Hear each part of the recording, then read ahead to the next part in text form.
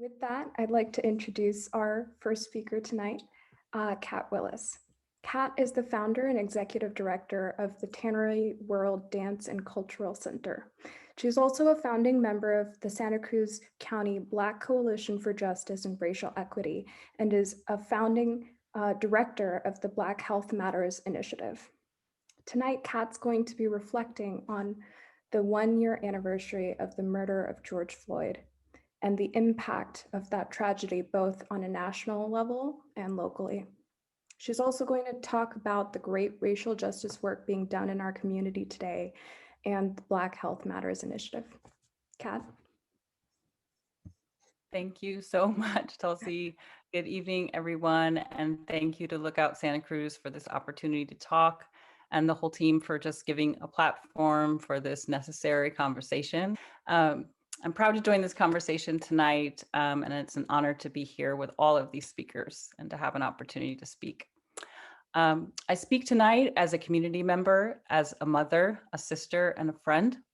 I speak for myself, and as always, I try to speak from the heart. As we all know, the Black community is not a monolith, and my work and my words reflect my love of where I come from, my heritage and culture, my ancestors, and those that have been doing this work since the day that they were brought here to this country, and we have been here in this country. I want to take a moment to honor the indigenous peoples of Santa Cruz, California, and recognize that we are on traditional homelands of the Amu-Matsun tribal band, and that we are all here as guests. I also want to thank the local Asian American community, the LGBT, POC, and white allies who have stood with us in solidarity and support as we have faced this racial reckoning through the pandemic and the political pandemic of Trump. To tell you the truth, I have so much to say and at the same time, so little. What George Floyd's murder showed all of us and the subsequent deaths of Black people in this country at the hands of police since his murder is that it has revealed the deep lack of humanity we've come to as Americans. When we speak about the value of George Floyd's life, that his Black life mattered, we speak to the fact that he was a father, he was a brother, and he was a son to somebody. So for the murderer, whether that was a police officer or not, who was able to put his knee on George Floyd's neck for so long, for 9 minutes and 29 seconds, I believe we've come to a very sad place as a country. I was struck and pained by the witnesses at the Derek Chauvin trial who spoke of their filming of the murder, American citizens who were brave enough to stand and bear witness to a public execution, a public lynching, and a callous murder taking place before their eyes and having little power to stop what was happening. That is the very definition of systematic racism. The system of police policy, culture, and practice stopped those around them from saving George Floyd's life. But it was also the very deeply painful part, which was the fact that all of us, all over this country and all over the world, witnessed this murder collectively. It was traumatic. And as a nation, I believe we are still reeling from it. I hesitate to say that we are now healing because there has been a trial and a conviction. One conviction. There are more to go. For Black and Brown people, I hear the same sentiments echoed daily, sentiments that reflect my own feelings internally. We are tired. We want to rest. And yet again, the largest movement in the history of the world towards justice beckons us once again. Injustice will not disappear because we have stopped paying attention.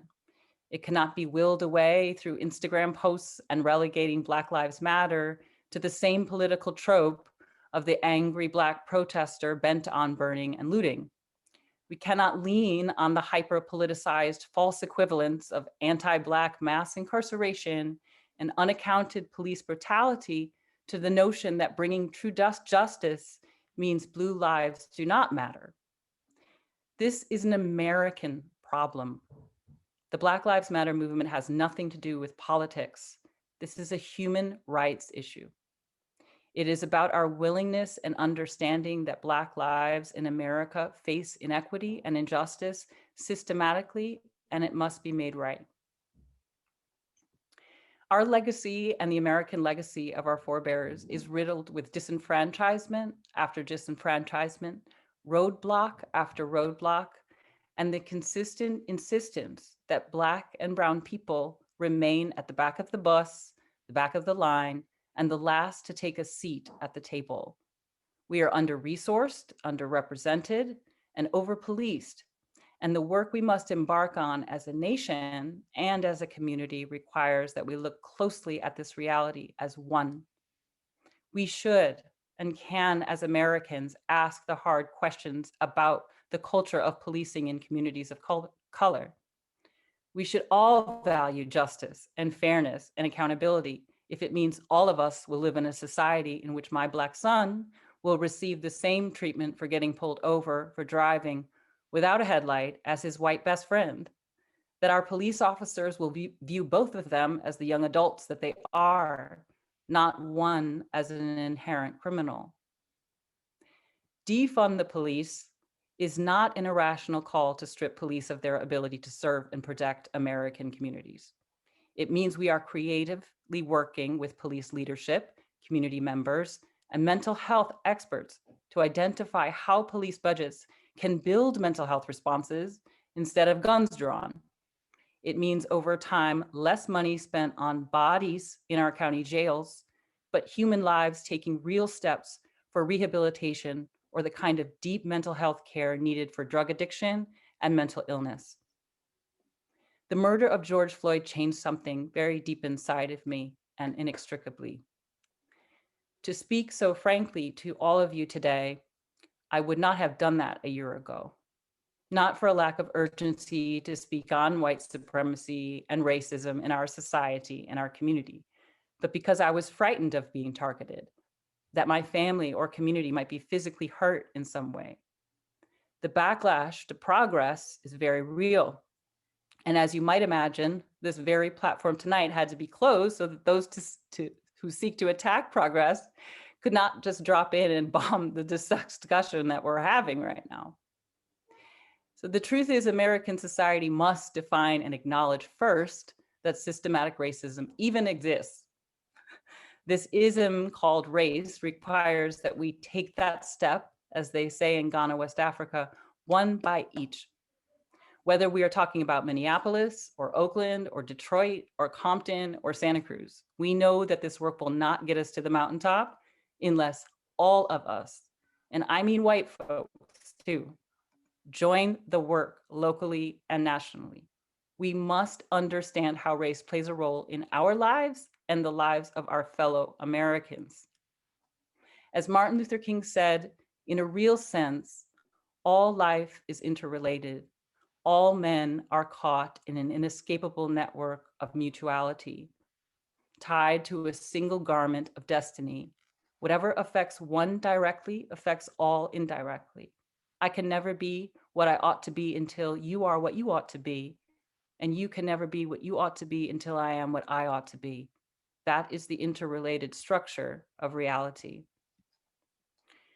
I wanted, of course, to take a moment to talk about Santa Cruz and how I've had the honor and privilege of working in this town for 20 years at the Tannery Art Center for 10 and TWDCC, Tannery World Dancing Cultural Center. And I'm so grateful for all of the relationships that I have with all of these people and work alongside in this community. In June of last year, the local chapter of the NAACP held several Zoom calls for the Black community to gather in the wake of the George Floyd murder. Over the course of the summer and fall of 2020, our community came together through Zoom and found safety. We found one another and were buoyed by our collective power to make real lasting change in Santa Cruz for all Black residents. Eventually, this convening led to the formation of the Santa Cruz County Black Coalition for Justice and Racial Equity. This set us on a course of community building, advocacy, and convening local government and partners to identify how racism shows up in our county. We unearthed through our work the revelation that there simply was no concise or targeted data available on the Black community because we had been categorized as other as a demographic within the budgetary office at the county. Since then, racism was declared a public health crisis, and necessary initiatives like our partnership with the United Way to gather that data on the Black community are being put into place. We are rebuilding a community that represents all of us, that has equity, fair distribution of resources, and investment at the core of the work. Black Health Matters expands on this work and the work of the Santa Cruz County Black Coalition and the glaring need for our community to make space, to take up space, and support one another through a network of leadership, community building, and health advocacy and services. This has been a personal lifesaver, and I have to share that Mental Health Monday Sunset Walk with County Park Friends host Aniko Milan last Monday at Natural Bridges had 20 Black residents overjoyed to be amongst one another and feeling safe in the park with a sense of connection to living in beautiful Santa Cruz. I received a couple of texts from friends who attended saying that people kept asking them where they were from. And it seems like that we are not the only ones who have grown very familiar being the only ones in this community. So yes, if you ask me what has changed on a local level in Santa Cruz since last year, so much. This work is purposeful. Yes, representation and diversity is paramount, but really what we want to see overall is the quality in life and health for all residents in our community. It is about non-Black leadership and solidarity, standing up and using their positions and resources and creativity to work with us to create a county we can all be proud of, feel safe in, and share in the bounty of our oceans, our trails, our local businesses and services, schools, affordable housing, fresh and healthy food, and culture. As I close, I would like to take a moment to just share who our advisors are. Tulsi will be pulling up some pictures. I hope that you will reach out to me and ask, uh-oh.